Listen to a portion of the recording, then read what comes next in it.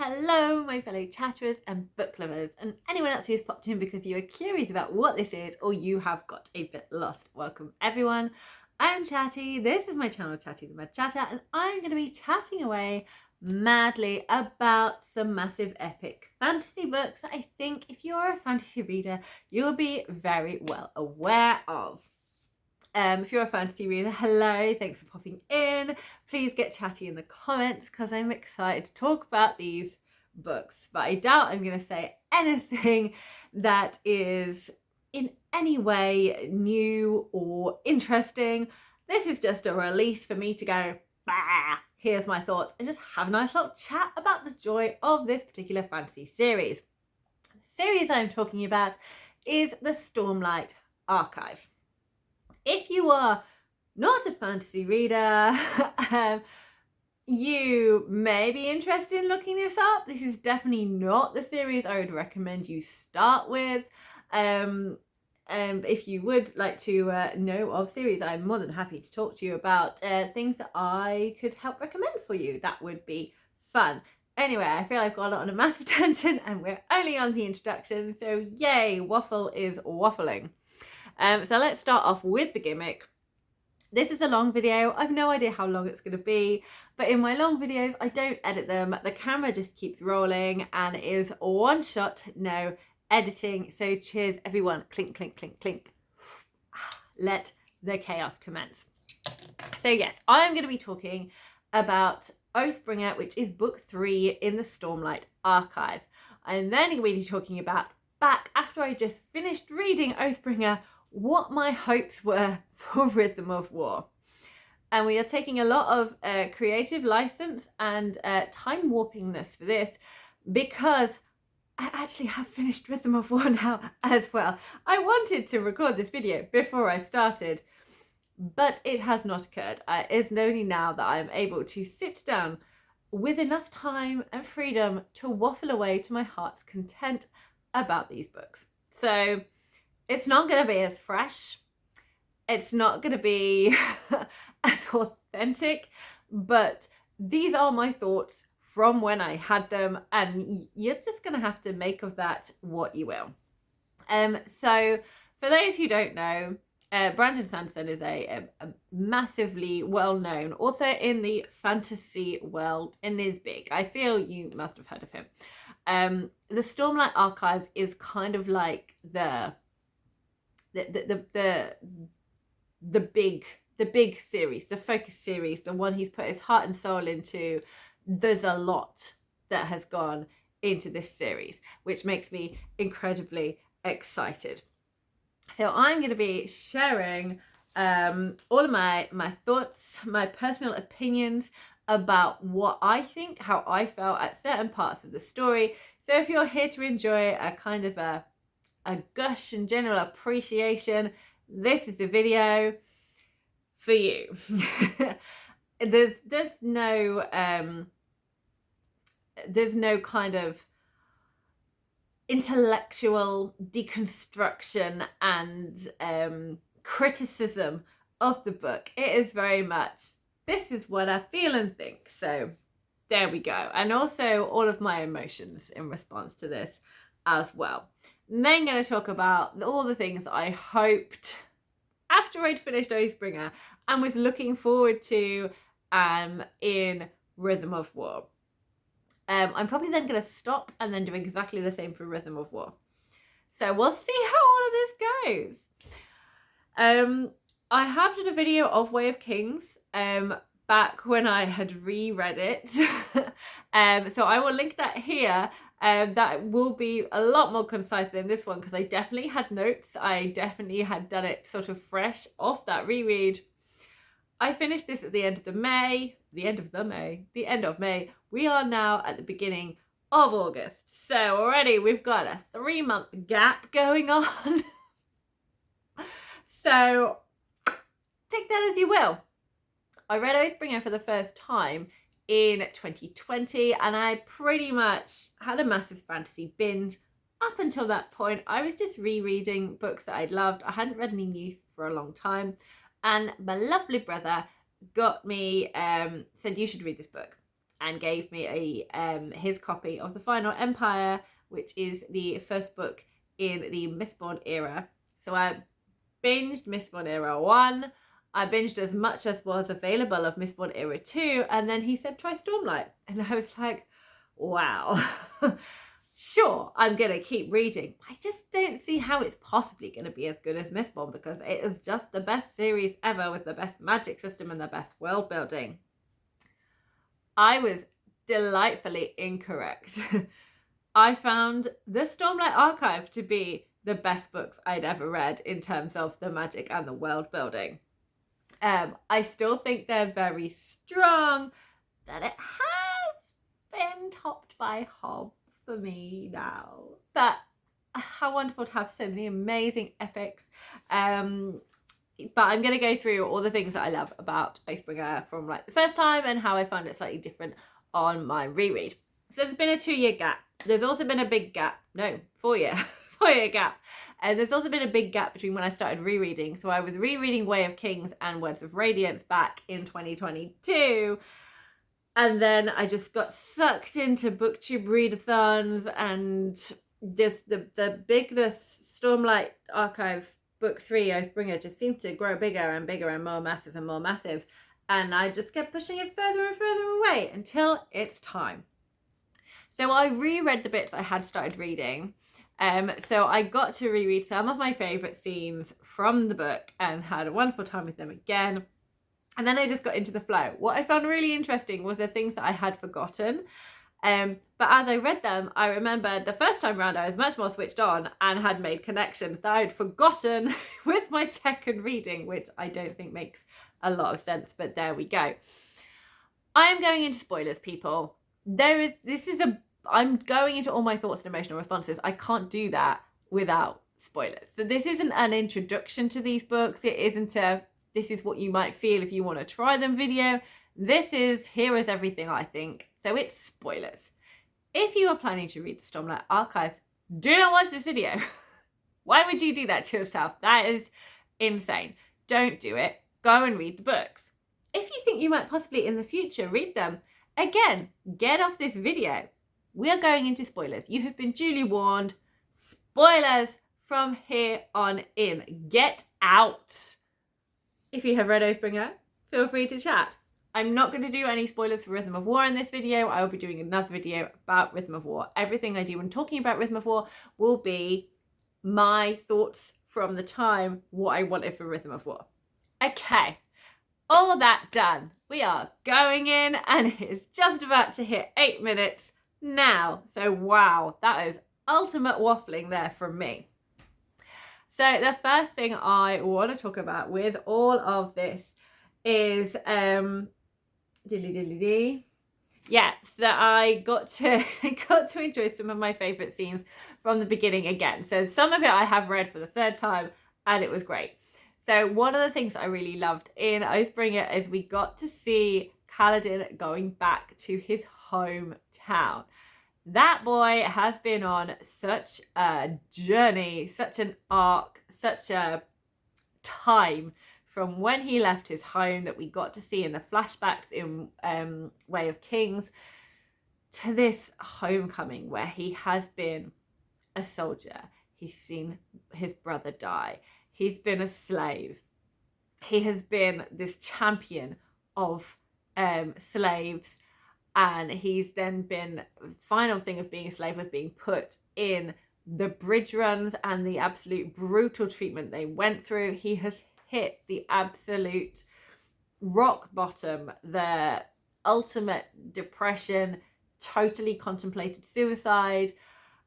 He has been, and then pulled himself out of that along with help from friends and just finding reasons to live, finding reasons to keep going, and then some. Just more like questioning what he then has thought all his life about Light Eyes, being a Knights Radiant from like Tales Gone By, all of this stuff. And then he goes home and it was just so juicy, just imagining this homecoming for his family and people that kind of wronged him, basically. And And it was just such a mic drop, him going home, and it was just so Kaladin, so undiplomatic Kaladin, just appearing home and just being like this totally trained soldier going over all these guards, and it ends up in front of his parents punching the Lord of the Manor, the person in charge of all this stuff, in the face. And then kind of going, and I'm Knight Radiant. Glow, shine. It was such a mic drop moment. It was so diplomatically bad, but as a reader, as someone who loves Kaladin, who can just appreciate, because I'm not physically there in that story having to deal with the fallout, I'm just here with the popcorn, loving the drama. I was very much messy bitch enjoying drama moment for all of that. I found it so fun. So I enjoyed getting to see that. I enjoyed getting to see the reconnection with his parents. And then obviously Kaladin is Kaladin and he's got to go off and do a job. There are other things that happen with some other characters in there that I'm not going to go into because I've got loads to talk about. But yes, that was great. And then I do enjoy his storyline of kind of meeting the escaped, previously essentially slaves, the Pashman, the people who were different, the people who didn't seem to have any agency and were just obedient and compliant to all of the other people in, all of the humans, I suppose, all of the humans in Roshar.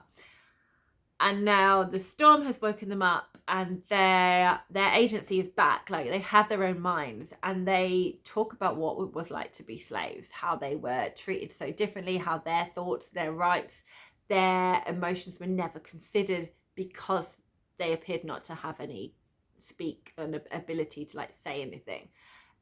So as well as being slave, they've like been like mind imprisoned almost. So it was really fun to kind of fall in with them and kind of hear what life was like for them. And also see this through Kaladin's eyes. And it was such a fun sort of meeting of cultures. And just, you could just see both sides different. Like Kaladin's like, I'm trying to help you. And them like, I hate that I'm accepting your help because I want to be able to do all of this and say screw you because of what it's all been. I really enjoyed all of that we got to see as well. It was fascinating. Back in, this is great, I can't remember the name of the place. The Big Tower. Been a while since I've read it. I will get the correct word, this is terrible. Orithru. I'm feeling very terrible. I'm holding up Oathbringer now. Next to me, I have got the Kraken book covers where we've got this beautiful painting of like the sun rising up, and you can see Orithru here in the mountains. It's like tiered, towered. It's just so tall. It just keeps on going. It's this huge city that's like a continent basically in itself. So Orithru is currently in the hands of Dalinar, Kholin, and all the other, for want of a better word, like allies against the Void Storm and the Voidbringers in there. So we go back to there, and we one of the other scenes that I really loved was Shalon and Adolin's banter with each other, and when Adolin tries to teach Shalon how to kind of, gives her some soldier training, gives them some like swordship tips because she's now a Knight's Radiant, and he's like, you have a sword, you kind of need to use it. Plus he wants any excuse to do a little bit of sword training and chat about swords, which is one of his favourite things. And then we had this wonderful chat about chaperones and the need for chaperones with Shalon's Spren pattern, and it's the classic no mating scene. I love that scene, it cracks me up every time. I always love this sort of like AI kind of character, this sort of like, again, this clash of cultures where they have no kind of understanding of human social interaction, and everything is interesting to them, and they try and work it out. And it was, I'm going to find the passage. Okay, I found it. Anyway, Shallan said, Patton, you're to be our chaperone tonight. What, Patton said with a hum, is a chaperone? That is someone who watches two young people when they are together to make certain they don't do anything inappropriate. Inappropriate, Patton said, such as dividing by 0. Look, just keep an eye on us, it will be all right. I just love Patton. Inappropriate divided by 0. And then he clicks and goes, oh, you mean like mating? No mating! No mating! I just find that hilarious. Anyway, so I enjoyed reading all those themes again. There was a certain part of me that whilst I was reading, I was kind of seeing, as I already mentioned, I read Robin Hobb. I was kind of seeing certain things. I know Hobb, Sanderson loved her work and was influenced by certain things. So I could see the influences kind of coming in. And I was like, I don't want to be seeing this. I don't want to be kind of like stepping back and kind of looking at it. I want to be immersed in it and living and breathing it. Why am I doing this? I don't know if it's because of my bad experience I had with the Wizard's Guide to Surviving Medieval England, or if it was just, I just hadn't quite got myself into the zone for it yet. But anyway, I think I also knew there was a certain part of the book kind of coming up. It wasn't all the time, but I knew there's a certain part of the book coming up when they get to Kohlinar, the capital, the Alethi capital, where the kind of the throne is. They have their really fun strike team. You've got Shallan, you've got Adolin, you've got Kaladin, and then you've got Elhokar, you've got some of Bridge 4. It was all pretty fun. All of the characters kind of going on for a bit of a road trip and kind of finding out what was going on. And I was also very interested when I read it the first time to find out what was happening in the capital city. What was the capital city going to look like? Because we haven't been there in the book yet. And so that was all very fascinating kind of about what was going on. And I remember when I was reading it the first time, and there was a lot of time in the city. There was a lot of things sort of like happening, like to try and get to the point of going into the castle, and it seemed to be like more mysteries on top of mysteries, like why is the Spren strange, what's happening at the creepy castle. We've got 2 of the unmade, the 9 unmade, sort of here and sort of doing things. So when they get to the point where the only thing they can do is agree to like use the teleport and go, and then they end up in Shadesmar, instead of going, oh my goodness, it's so cool, let's enjoy the ride in Shadesmar, I'm like, okay, and they now need to get back, and they now need to get back because they've got things to do. They've got to, you know, rescue little Gavilar, who must be completely traumatized. There's other Bridge 4s in there they need to kind of rescue. What's going on in the city? They need to stop it. They need to get it all organized. That we need to like stop all of this happening. And that was not the way the story went. But my brain couldn't settle down. It was so like, I felt very much like Kaladin, like we just need to get back there. We just need to get back there. So it was so nice to read it the second time, knowing we've written off, we can't go back. We're just going to have to trust everyone there to do the other things. We've just got to focus on Shadesmar and getting out of Shadesmar. So I could actually just enjoy myself in Shadesmar, because when I was worrying about getting back the first time, it sounded like I was reading quicker and I wasn't kind of allowing myself to immerse myself in the story and kind of be enjoying the ride and being, oh, what does Shadesmar look like? What's this part of Shadesmar? That's interesting. What might that mean? I was too focused on what had been going, what they just left behind. So it was nice this time to just enjoy, because I remembered that part of the story. There are other things I completely had forgotten. Like, I'd forgotten the whole storyline with Azure. Azure being one of the guards, like the leader of the guards, and like all of her men don't talk about the fact that she's a woman, because in Alethi they very much have men's roles and women's roles, and they don't mix the two. So for them to be able to cope with this idea of a woman soldier, they just ignore the fact she's a woman. They just like, we just don't talk about it, don't mention it. And she ends up going with them to Shadesmar, and there's definitely something different about her. And I don't remember thinking too much about it the first time I read it. But I remember this time around going, I know there's something strange and I can't remember what it is. Is she a Radiant? Is there something happening there? So when we went into Shadesmar, and there was clearly Patton, there was clearly Syl, and then there's a third Spren that's like all like wrapped up in sort of like vines, but seems sort of more, I can't remember the description of it, but sort of more like faded, like the vines have all wilted and things. I was just like, oh, that's a really strange Spren. What kind of Radiant is she? That was my thought the second time round. But the first time round when I read it, I was very switched on to the fact that Adolin has got a sort of relationship with his sword. Because he's Adolin, because he's a cinnamon roll, who is just really sweet and adorable and likes everyone to be okay and happy and treats people the right way and just loves to chat with everyone, loves a hug,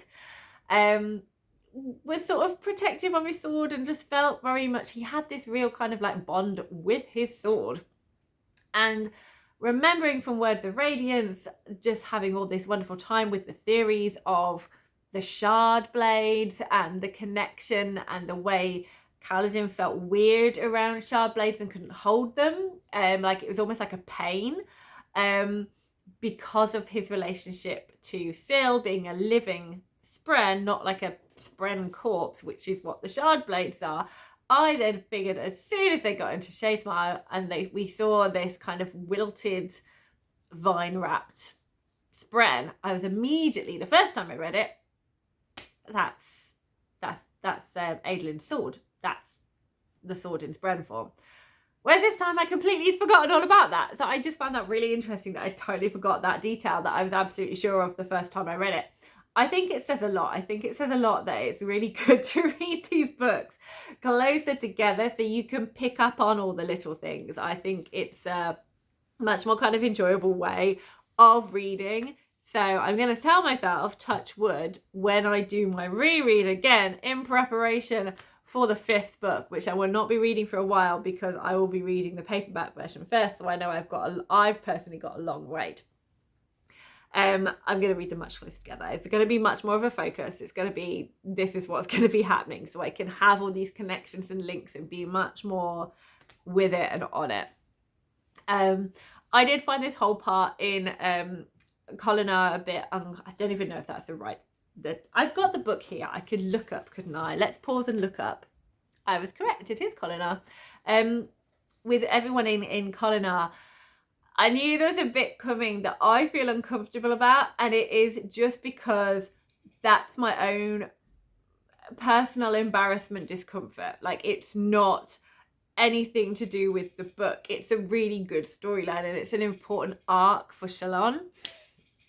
And that is when Vale kind of gets a little bit addicted to playing this kind of Robin Hood type character, and is constantly like getting a lot of food, giving it out to the poor, trying to feed the people, trying to look after the people, robbing from all the riches. And then you find out the absolute devastating truth that she was making everything worse because she was giving to people, like the bandits were like targeting the people that were getting the food, and was taking everything from them, beating for them, making sure they stayed there to get the food, and then stealing it all from them. And I just found that really devastating for Vale and Shalon, like this whole, I'm trying to do the right thing, I'm trying to help, and I'm making it worse. That just feels awful. I was like, I don't want to read it. I don't want to be at that moment again. So I think once we passed that moment, I also felt a lot more immersed in the story because I'm like, we've dealt with that. Like, everything else is fine. Now we've dealt with that bit. It's all okay. So that was a nice moment for me. What I love about these books, and that really kind of was emphasized again by this reread, was just how beautifully Sanderson explores mental health in these books. You've got Kaladin, that I've already mentioned, has got like severe depression, and it kind of comes in waves. We see him struggling again in this. It just how he has this huge pressure on himself to be protecting everyone. How the pain of not being able to do that, like he feels he's falling short, he feels he's not good enough, he gets all of this. He's so easy to kind of be self-deprecating. And so hard on himself, and it sort of struggles with going, you can't, it's okay to ask for help, it's okay for you to not be able to do this. And what I loved so much is seeing Adolin's empathy and just seeing him completely get that. He completely understands where Kaladin is coming from. He's already read that situation, and he is there being the most beautiful, supportive friend ever. I just love how their characters work together. Adolin is also working out a few demons for himself. And I think this is kind of explored a little bit in the kind of slightly awkwardy, shippy thing going on with Adolin, Kaladin and Shalom. Personally, I would have loved a polyamorous relationship between all three, because I think that would have been gorgeous. But I don't know, Kaladin would definitely have to be in a completely different mental place for all of that to work, I think, for him. I don't think he could cope with it right now. But I feel Shalom and Adolin would have been definitely up for it. But I really do love this friendship between Adolin and Kaladin that they have. I just think it's really beautiful.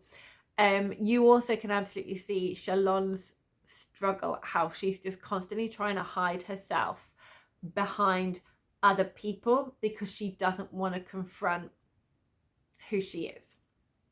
She doesn't want to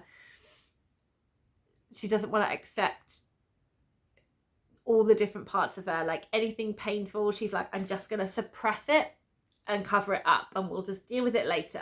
We're not going to look at it now.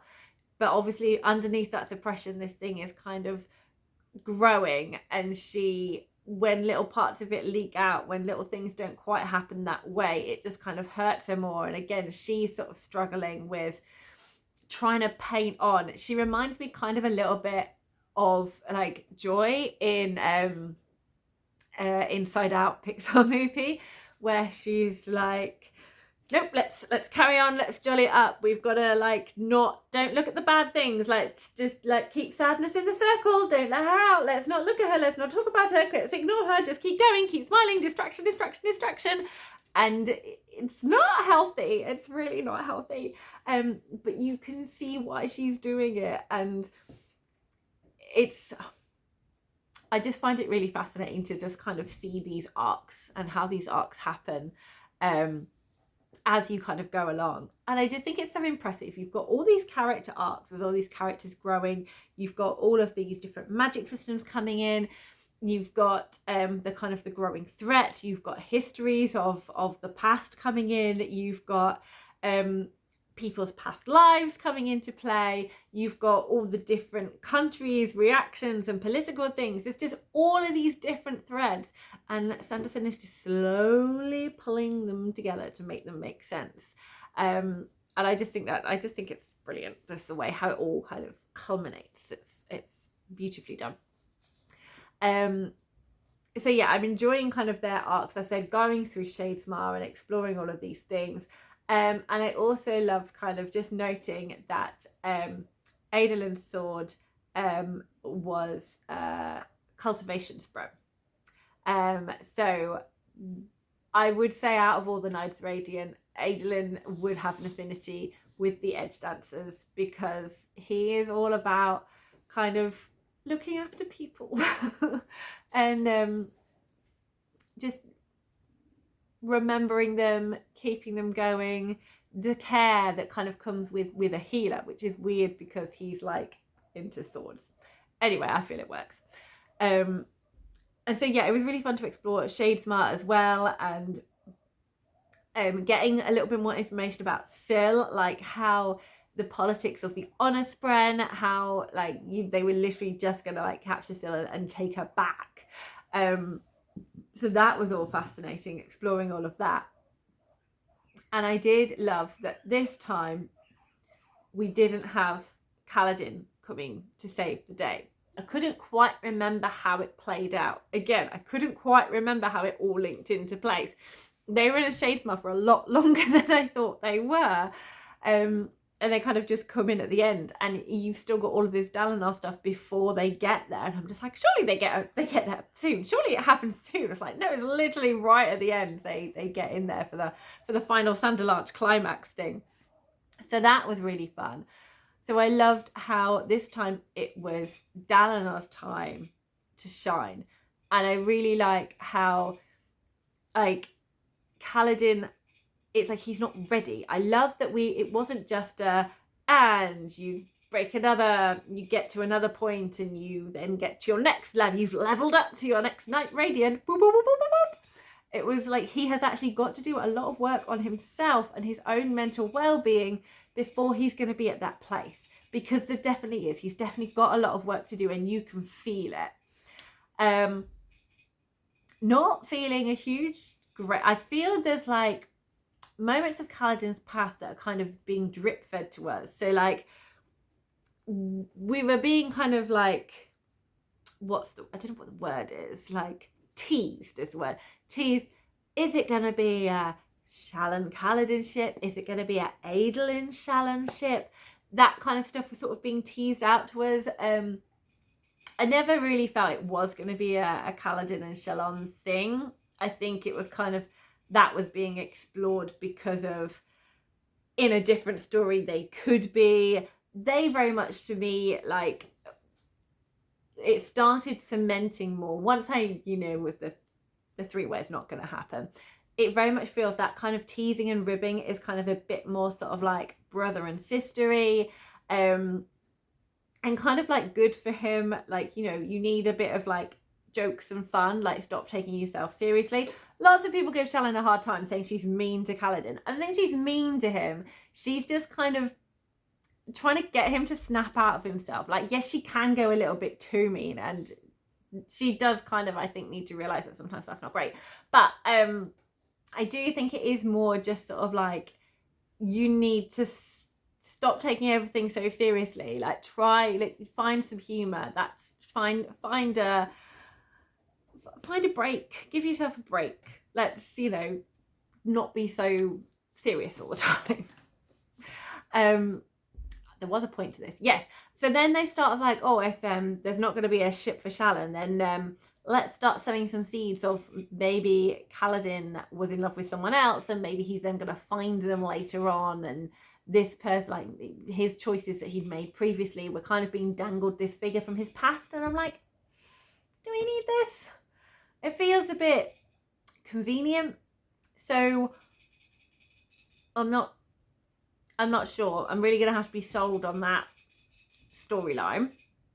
So we'll leave that where it is. But yes, I liked Kaladin has to do some work on himself before he's going to progress another level. I need to drink water. So I already mentioned before that this was Dalinar's book. The bondsmith, bringing everyone together. And I really enjoyed how we were like seeing this as he needs to unite all of Roshar, bring them all to Urithiru to be able to have a chance fighting against what's all here. But then we have this moment in the climax where it's seeing he can bring all three worlds together and kind of channeling that and being able to pull them from Shadesmar and have that opening coming through. And it was just incredible, like seeing all of that. And obviously the biggest part of this book was the epic line, "You cannot have my pain." And reading this again for the second time, like the first time I was just shooketh about all these revelations, like about his past and how you can you can recognize it is young Dalinar. You can recognize that the character feels very much the same, but at the same time so different from the Dalinar we know. Like the Dalinar we know is this upright, honourable, caring figure, and the young Dalinar is absolutely wild and bloodthirsty. But it's really fun to see, because we hear of the Blackthorn, we've heard of the Blackthorn, but now we actually get to see the Blackthorn in action. And I think it's going to be really fun again, even though I've already read it once, fun again to see Gavilar and Sadeas and Dalinar sort of like all together, and Sadeas kind of referring to that Dalinar's kind of lost who he used to be, and kind of getting a better understanding of exactly what that means. Anyway, my mind was blown with kind of the Evie situation and just the absolute horror of that and how that drove him to drink. And you see where this, you just seeing this addiction, because we heard that in the first one that he used to really struggle with his drinking, and he was absolutely off his face when the thing that first set all the ball rolling and the murder happened. So all of that, seeing the fallout for that, I was very interested, and just going with it, just going with all of that.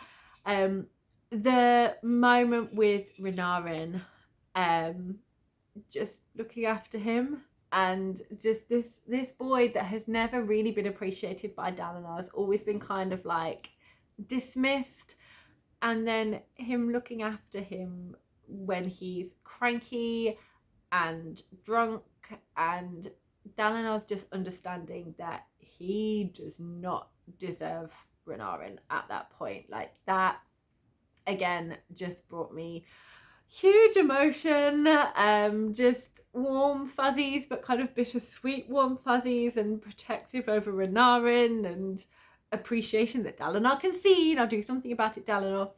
But this time round, like one of the biggest things I was thinking this time round was just how clever cultivation was when Dalinar went to see her. And I'd forgotten it was cultivation. I thought it was the Night Mother, I think she's called. Not cultivation herself. So I love how cultivation did that. So Dalinar had a chance to kind of become the person he wanted to be for Evie and for his sons, like this version of himself. And I feel so sad that Evie didn't get to see it and be there. Anyway, and then just slowly be allowing him to just keep coping with all these different bits of information. So when he gets all his pain back, it's just done in small bursts, so he can cope with it. And what again is fascinating is that we have seen that Dalinar has got physical strength.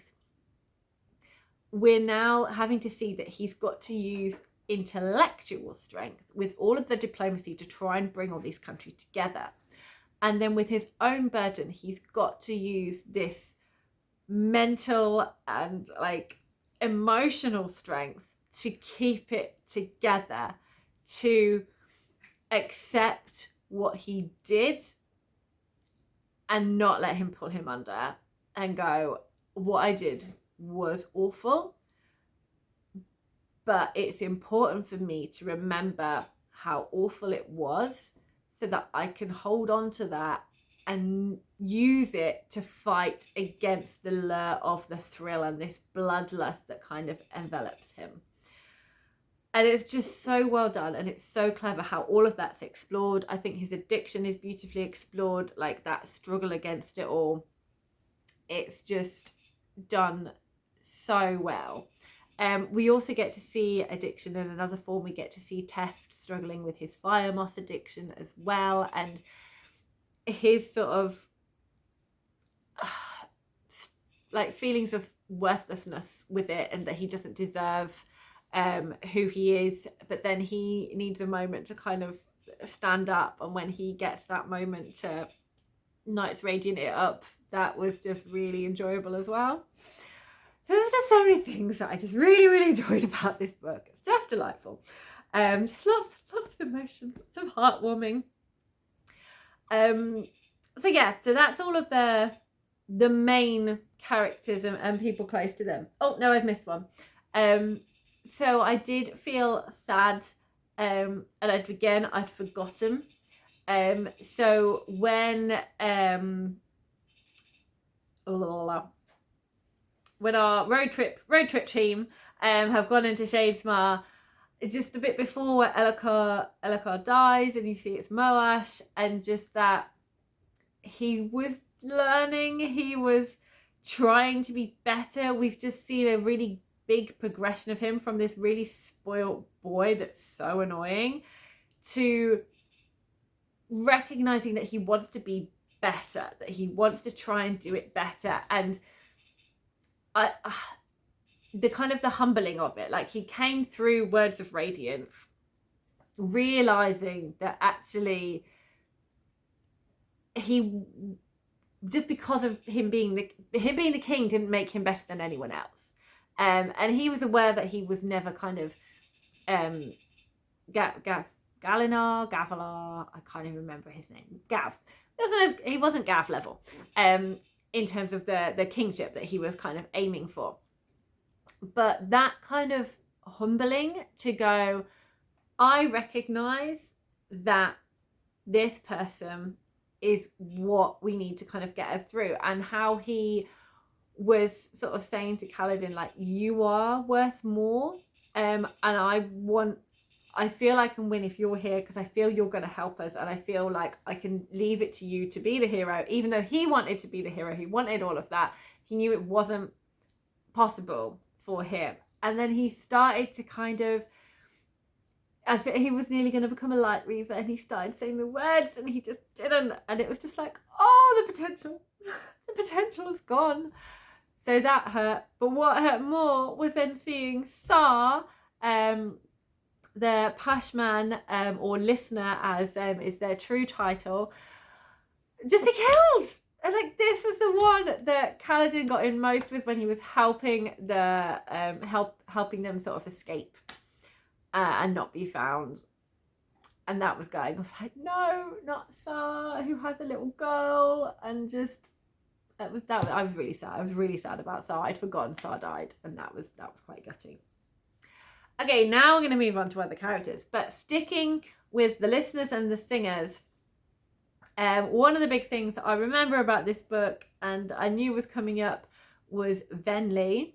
So we're with Venli, who was the one that started it all, who sold her soul to Stormform and caused all this chaos with the singers. And she finds Eshonai's body. And I know when I first read this, I was like, no. Eshonai's going to be fine. Eshonai's going to be fine. She's going to be fine. She's actually dead. No. I was so upset. I loved Eshonai. She was one of my favourites. I was so excited to get to know her more and see her journey and just enjoy this kind of, that she was going to fight and overwhelm this void spren that she'd got in her. She's dead. She's gone. I was like, no. And Venli finds a spren. And Venli's journey is really interesting. I'm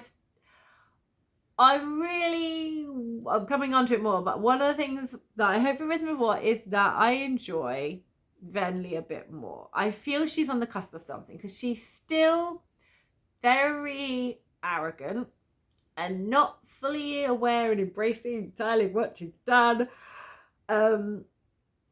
She's quite hard to warm to. But I am interested, because through her we are getting to see what's happening on the kind of the opposite side, what their plans are.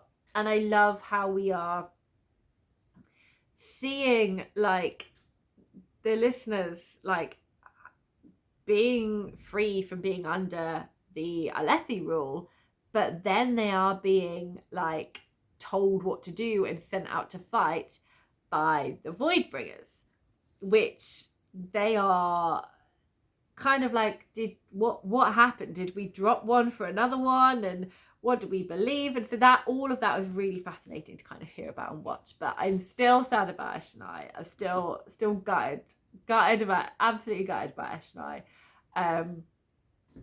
But hopefully Venli, I have, and Hesbren, will do some changes, because we get a glimpse of that. We get a glimpse of that and what she starts doing when she is talking to the listeners and explaining about their history. She starts sowing the seeds of, we don't have to, do everything that the Voidbringers say. And of course we now know they're not actually the Voidbringers. The humans are the Voidbringers. But this new army of Odium, they've kind of moved to Odium, away from Honor and Cultivation, who were their original gods. So next people I want to talk about. I so love in the climaxy time that we get Sveth, Lift, and Nightblood together as this amazing trio. I would absolutely love a spin-off for these three characters. I find them hilarious together. I think they complement each other so well. And I kind of enjoyed this sort of Charlie's Angels kind of aspect, with Dalinar being Charlie and the other three being the Angels, to go off and fight some evil today. That was so fun. Just so very different. I really enjoyed Sveth's arc in this book, joining the Skybreakers. It was really fun to see all of that world detail coming out and how their order works. And the weird Skybreakers going, do you know what? We're just going to fight for Odium now. I feel that's going to work out well. Interesting. But it's so bizarre, but kind of suits to them at the same time, that they're like, do you know what? You can choose your own path, choose your own law, choose your own justice. And that's cool. We'll respect that. We're going to try and kill you because we're on opposite sides. But you know what? We're going to respect that. That's all fine. I find it so fascinating. But yeah, really enjoyed Sveth's story. I love that Sveth has got Nightblood. This is hilarious. The first time I read Oathbringer, I hadn't read Warbreaker. So it was really fun to then see Nightblood in Warbreaker. And I've now forgotten. I feel I need to reread Warbreaker again, because a lot of that has left my head. But yes, very much enjoyed those three. Lift is always amazing. She's a favourite of mine. I enjoyed her slipping into Dalinar's dreams. Thought that was great. I really enjoyed the expansion of the world, that we get to visit and see a lot more of Thaylen and Azure. I really enjoyed getting to explore those and explore their different systems and ways of working.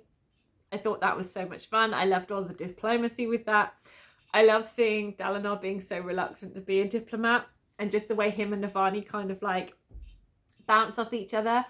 I really enjoy Navani at this point as well. I know she wasn't particularly nice to Evie when she was younger, and she's got her own issues and things that she's sort of working out, but I do enjoy them together as this power couple and how they are trying to pull together everything they do. And I did kind of enjoy Navani's thoughts around Dalinar when he was just having a moment to recover from mental health in his bed, and she's like, I am here trying to make sure we keep running. So power to Navani. Well done, Navani. You deserve our respect and love. Anyway, so I enjoyed all of the expansion stuff. I thought all of that was great, like getting to see more of the world. It's really fun to be able to do that.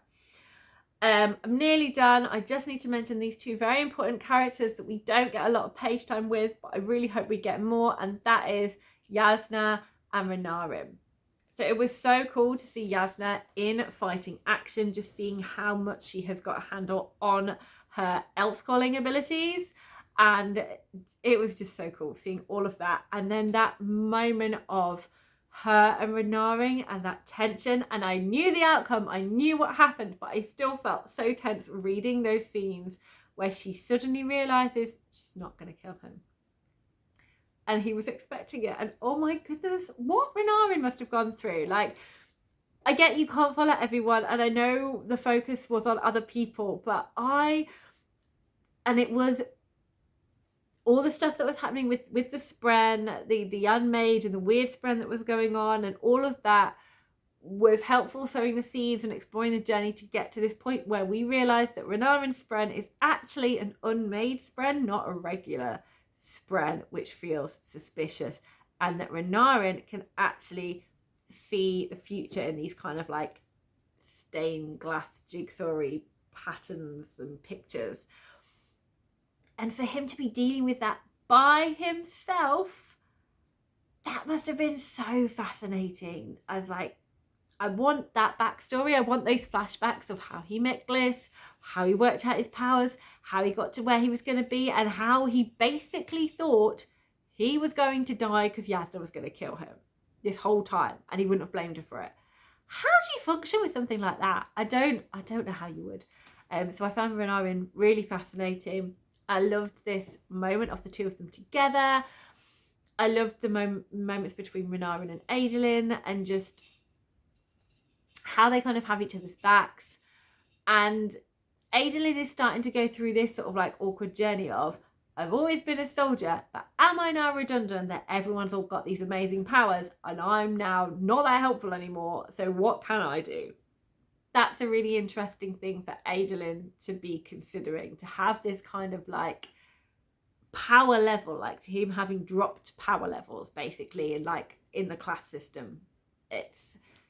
It's really interesting seeing just how this shift in who is higher than who in this the culture of the Alethi is this constant competition, that you've got to be better, that you've got to be the best that you can be. It's so competitive, and I really enjoy that we get these moments where Shallan is like, I am not from this culture. It's very different in Yakaved, so it's really fun seeing all of those different things. So yeah, I really enjoyed Jasnah and Renarin. I want more. I want to see their spren. I want to see more of their different powers. What sort of things are they having to do to be an Elsecaller and a Truth Watcher? What are their things? And what's a regular Truth Watcher? Because we know Renarin's not. So that, I find all of that is really, really fascinating. And then on top of that, we have sort of like, what on earth is Moash going to be doing now he's killed Jezrin, one of the big herald, the main herald, the sort of the Windrunner herald, if you like, and what that means for the other heralds, and that Tal and Ash both felt that he'd gone, and I'm also really fascinated with how Moash is going to fit in with the listeners. We've got this conversation with him with Ken, which is another one that Kaladin sort of befriended and helped as he went through to get back to Uruthru. So all of that is really exciting. So my hopes for Rhythm of War from the time I finished Oathbringer was definitely I want to keep seeing this expanded world. I'm really enjoying seeing the Azish and the Thalens. I now want to see more. I'd love to see more of Shinova.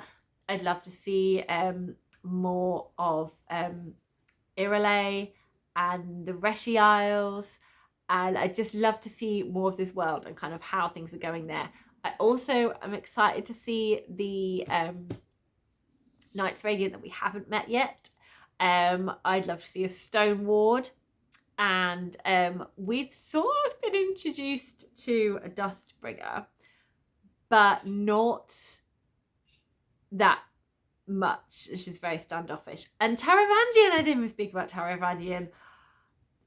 He was so fantastic with giving us that feeling of doom of everything that Dalinar was putting into place, and then dropping these difficult situations in, and it was just beautifully done. And then you have that conversation with him and Odium, and his grand plan just quite there. It's just not quite managed to achieve what he'd wanted to. And where does he go now? Does he keep going with it? Is there more diagram? Is it all part of it? I don't know. I'm keen to see what happens next, what the fallout from all of this is, because it's so fascinating. And I do just love the flip between compassionate and stupid to callous and highly intelligent. And I love that they have this test to how many decisions he can make, because he can't be too intelligent, because then he's quite happy for everyone to die because they're annoying him. And just flipping between that and then him crying at every small thing. It's so fascinating what his thing is. So I'm really intrigued to see where that storyline goes. And then so more different Knights Radiant. I'm looking forward to seeing those. And I definitely want more time with Jasnah and more time with Renarin. So like I said, I want to see how Renarin's feeling with, you know, Gliss being an unmade Spren as opposed to a regular Spren. And, you know, seeing what Jasnah's going to do next. She's now a queen, which was obviously the best choice. And little Gavilar made it to Erythru, so that's all fine. We don't need to worry about him. You know, hopefully he gets counselling. Not a huge amount of counselling going on in Roshar. We've discussed this many a time. Everyone needs therapy in here. That would be great. I don't know if the edge dancers, if there's any kind of mental health edge dancers. I know they do healing of the body. Do they do a good bit of counselling as well? Where was I going with this? Yes, so more Jasnah and Renarin, please. Definitely more Renarin. More Renarin with Dalinar. More Renarin with Adolin. More Renarin with the Knights Radiant. It's kind of like all of them hanging out and doing stuff. Yeah, I'd like to see more of the politicking, but with the Knights Radiant. It's kind of like, what are their plans as they kind of like get into all this? I did enjoy all the politicking that was going on. And how all of that was happening with the decisions about trying to work together. So definitely want more of that in Rhythm of War. I think the big thing is definitely going to be Venli and what she does. Because she is a Radiant now. And she's a Will Shaper, which is my order. I'm excited to see what she does. So it's about seeking freedom. And it's got such a good kind of setup with everything that the listeners have been through. Is she going to champion them? Is she going to kind of lead some sort of like rebellion or something from inside? I don't know. But at the same time, they're still very suspicious, justifiably so, of the humans that hadn't treated them properly. If you can hear a load of squeaking, it's my guinea pigs. I don't know what they are doing. It's squeaking at each other. I don't know if they're just having a nice chat. I might need to go and check on them. No idea what's going on with them. Anyway, squeaking aside, that's what they're doing. I'm looking forward to seeing more from Bridge 4. I'd love to see more Bridge 4 and Kaladin, like as they continue with Windrunners, because obviously Kaladin was kind of like sent off on this quest, and then in his absence we've got more. They've started Knights Radiancing around. So what does that mean for them all? I think we need some more sitting down with Rock's dinners. And on Rock, he had a great storyline. Didn't even talk about Rock, but that was great fun as well, seeing all of that. Yeah, just more from everyone. Looking forward to more from everyone. I am intrigued by the third. So like there's with the Bondsmith, there's Dalinar with the Stormfather, and that was fun as well, like seeing their interaction and how they do stuff. And then I presume one will be cultivation. So are they all going to be used, or are they not? Is it just going to be Dalinar, or is someone going to bond cultivation? Because that would be fun, seeing more of her. As we know, she's done some like deep planning in terms of getting Dalinar to refuse to be Odium's champion. I want more Lift. I really hope we get more Lift and Sveth together. It's just fun. But yeah, it'd be quite interesting if we did gather in all of the Knights Radiants. They've moved places. What is your problems with each other tonight? I'm not I have no food. There is no food. No. You've eaten. You've eaten everything. You have. It's bedtime. Sorry, complete guinea pig tangent there. They're looking at me with their little faces against the cage. They've been fed. They have been fed. I've totally lost my train of thought. I'm sorry. I don't remember what it was. Sveth. Yes, Knight's Ready. I'd really love it if we have a little bit of like, so we've got Sveth Skybreaker, Lift Edge Dancer, we've got Shallan, we've got Kaladin, we've got Renarin, we've got Jasnah. It would be nice to kind of gather all these ones together and I just think it'd be fun if there was some meeting with all of them. Just seeing how that played out, because you've got some very, very different characters in that group of people, and I just think that would be fun. And just, yeah, this whole revelation that it was humans that were the Voidbringers, and what does that mean for them going forward?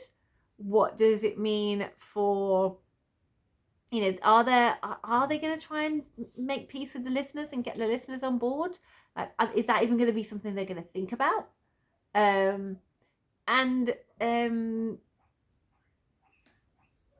Yeah, and who are they going to try and sort of pull in next? Are they having more people?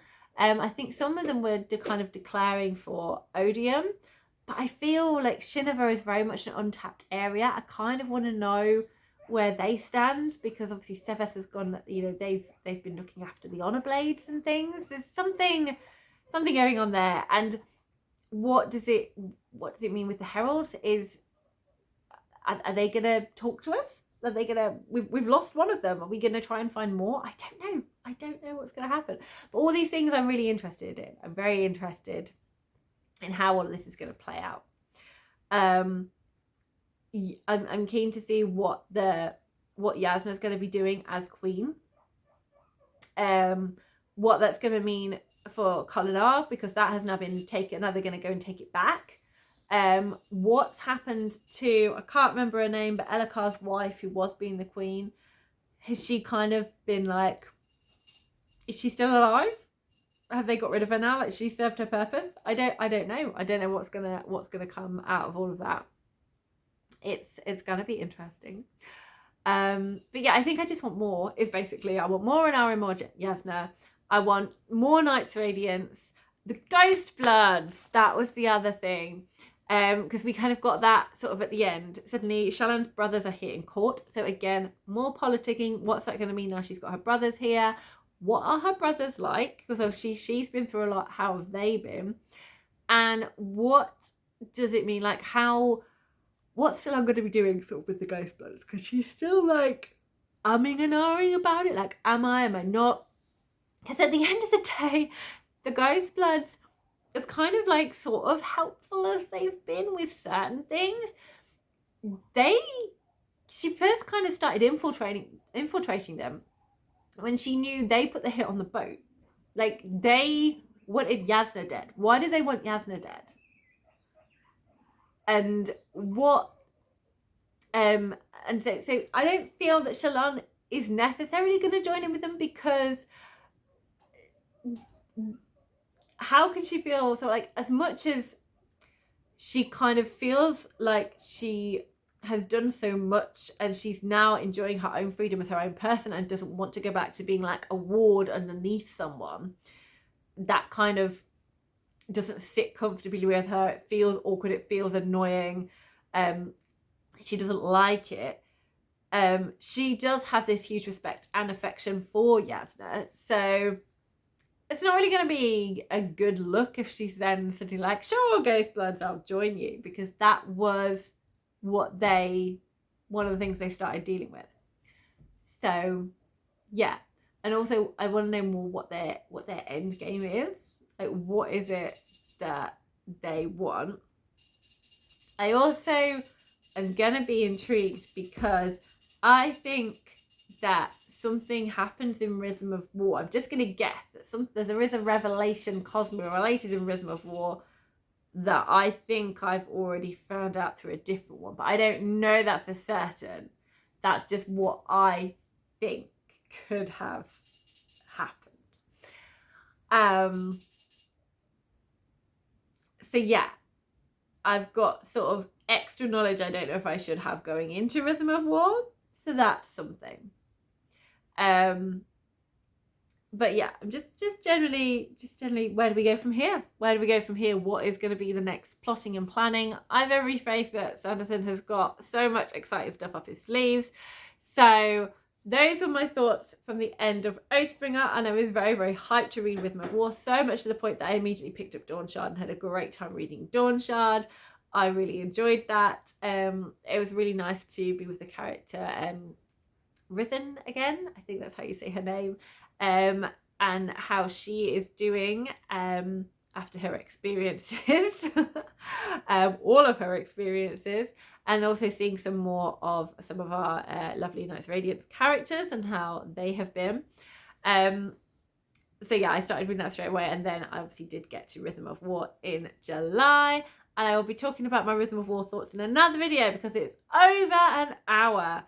I don't actually feel I've said anything that is any kind of revelation or of any interest at all. It's just been gush and me getting my feelings out, basically, is what this has been, and my reading experience.